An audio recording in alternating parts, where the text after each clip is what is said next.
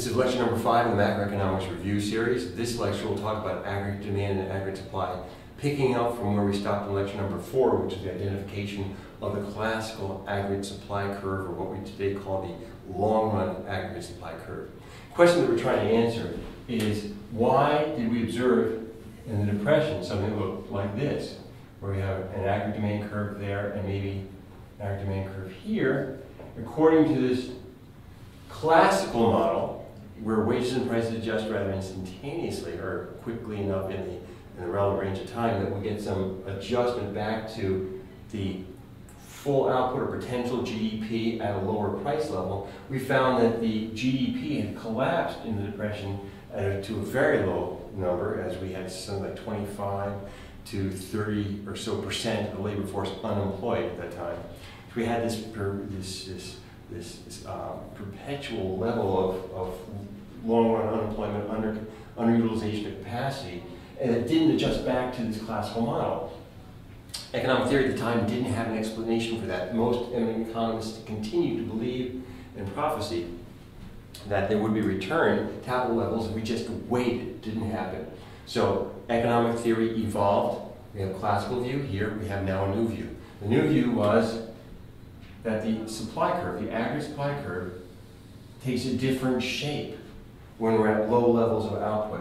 As the economy collapses down, here we're near full capacity. The concept here is that as output levels drop dramatically, suddenly there's excess capacity all through the economy. Their labor level is such that so many people unemployed that there's surfeit of people looking for jobs. Buildings are available, trucks and vehicles are available. There's very easy to find resources, and additional increases in output do not change in any material way the level of relative scarcity in society. Scarcity is what we know to control or to determine value for things. So if scarcity doesn't change, if things are so abundant that an increase in output levels doesn't change that relative level of abundance, there's no change in scarcity, so price levels don't change. This, in some substance, is Keynesian theory, the general theory that he wrote in the early 30s, that the economy collapses so far that the aggregate supply curve becomes horizontal at these lower output levels. Horizontal meaning there is a price level that doesn't change, it has no relationship to output levels as we expand. This became accepted and understood and true, unfortunately, only as the world turned to World War II. None of what Roosevelt did was done in terms of the program to try to alleviate, to combat the Depression. The New Deal programs weren't large enough in scale to push the economy out far enough. So we never got back to recovery. And only when the United States entered war production, a period of war production in preparation entrance into World War II, did the economy get a significantly large enough push from the federal government to push the aggregate demand curve back out to here. What this really means for us, though, in ADP, is that suddenly we have a modification to the aggregate supply curve. So we have this section, this area here, which we're going to call the Keynesian average supply curve. We have a section of output, a range of output, over which when the economy has so much surplus materials, so much extra capacity, that a change in output level won't change the price level whatsoever. That's Keynesian. When we get back towards capacity, we've run out of resources in society, and expansion beyond this point is rather futile, because there aren't really any available resources, and all we can do is compete for the same resources and drive the price level up. So we have these two extreme positions, Keynesian, horizontal, classical, vertical, and, well, something in between. And in between, we can see that as we start to approach potential GDP, we start to exhaust the available resources in society and increase the level of scarcity, which is going to then drive the price level up. So we have no change in price level, a trade-off between output and price level changes, and again, no trade-off we get here relatively, only an increase in price level because there are no additional resources. We have these three regions we call the classical region, the Keynesian region, and then the intermediate region. And these three regions comprise what we now call the short-run average supply curve. Short run because in the long run, if we wait long enough, questions that you want to ask a student, how long is long enough? And as a teacher, we say, we don't know. Long enough is however long it takes to get to where we want to go. If we wait long enough, there will be an adjustment back to potential GDP levels with a change in price level.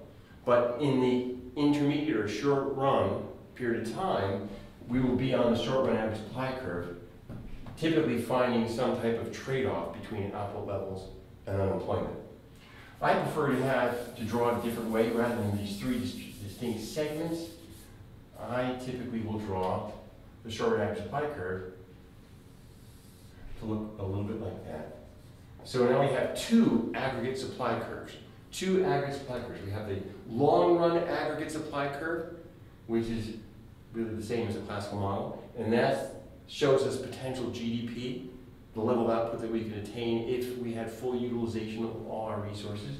And then we have the short run average supply curve, which is relatively horizontal at low levels of output, relatively vertical as we exhaust capacity and experience great scarcity in society at high levels of output, and it has a positive slope showing a trade-off between output levels and price level in this intermediate region. We can go beyond potential GDP for short periods of time at high output levels, but we will move back towards long run average supply over time as the price level continues to move upwards. So we can go over capacity here by making people work overtime, by operating machinery without any downtime for maintenance. We can do those sorts of things. And certainly we can have deviations down here.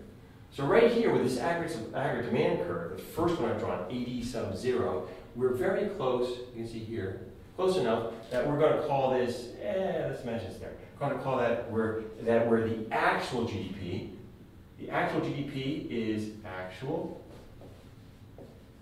real GDP, occurs at the intersection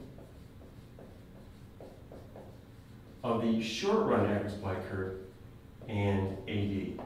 So in this case, we have the actual GDP being the same as potential GDP. We would imagine that if this were a question on the AP, you could surmise that the unemployment level in this economy, as depicted right here, would be around 5%. It's 5% because we know 5% corresponds to full employment output, or the natural rate of unemployment when we're operating at potential GDP. Potential GDP, there we are, 5%. Now we can have differences here. We might have a hypothetical average demand curve here, we call this 1, or we might have one over here, call this 2. We might have these average demand curves that are deviations away from the first one that was here where the intersection close to potential GDP. For average demand curve 1, we find that that intersection with a short run average supply curve gives us an output level here, which we're going to call an inflationary gap. An inflationary gap. It's an inflationary gap because we've pushed beyond potential GDP to a higher output level where actual real GDP is greater than potential real GDP. If that's the case, we find that instead of being at this price level, which we'll call the original price level, we're going to be at this price level. And that price level is higher than this one, as in inflation. So this gap here results in inflationary pressure, and we call it an inflationary gap. An alternative to that would be a collapse of aggregate demand down to AD sub 2, and that has an intersection of short run average supply curve and aggregate demand here, and we call this level of actual real GDP, and the difference between these two, we're going to call that a recessionary gap.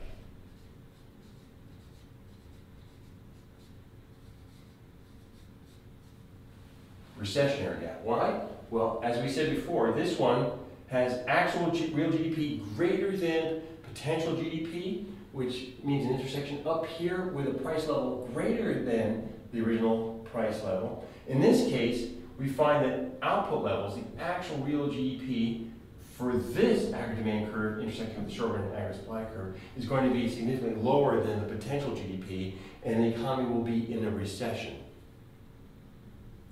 What have we done so far? Well, we've defined some major terms in economics and macroeconomics.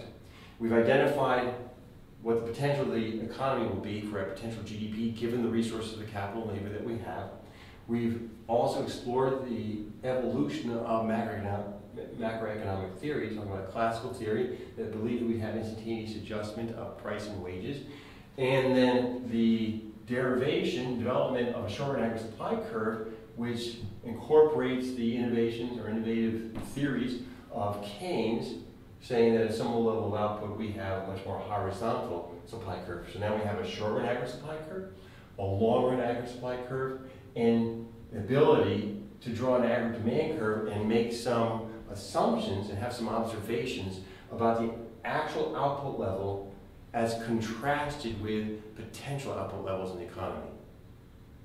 All we've done is identify what's going on. The next thing to do is to be a little prescriptive about what we can do with policies, what policies we can implement to perhaps draw these actual levels back towards the potential level, get us on the long-term growth path of the economy, and keep us at an unemployment level that is sustainable and not too high.